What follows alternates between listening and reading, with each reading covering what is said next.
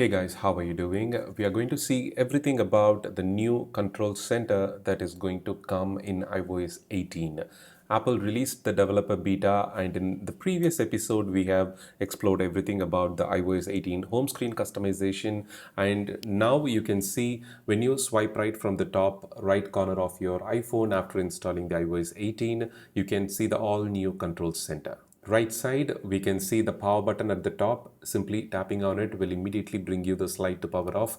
You don't have to press the volume down button and side button anymore in order to slide to power off your iPhone. I wish long pressing on the power button also brings a restart option that will definitely make things a lot easier, similar to the Android phone. And on the screen, when you edit, go into the edit mode by tapping and holding anywhere on the screen when the control center is active, you can see that now it has a Vision OS Windows-like feature on the right bottom corner of each and every controls that is present on the screen.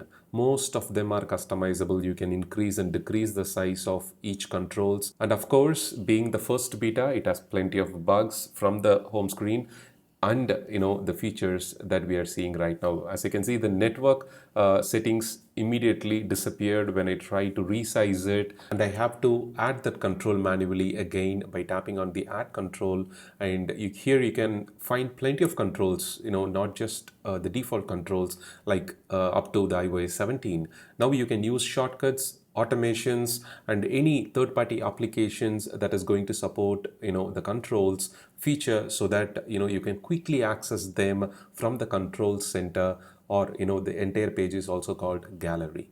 All the default settings like brightness, volume settings, and the music player controls, everything is there. At the right side, you can see the heartine, the music, the network settings are by default available. And when you tap on the circle, you can create multiple circles as multiple pages to add more controls as per your requirement. You can have a separate page for your Apple Watch controls, separate page for your shortcuts to access them quickly. You can resize and decorate the control center page as you like. So overall, this is the control center that is going to come in iOS 18 when it is officially released by the end of September. Right now, it is a very early stage. It is in beta 1, has plenty of bugs. So my suggestion is not to install it on your primary device, as it could cause data loss or any other network settings related issue, or apps crash, banking apps related, things may not work as it is working in iOS 17, which is the stable release. So do share your thoughts about the iOS 18 features in the comment section.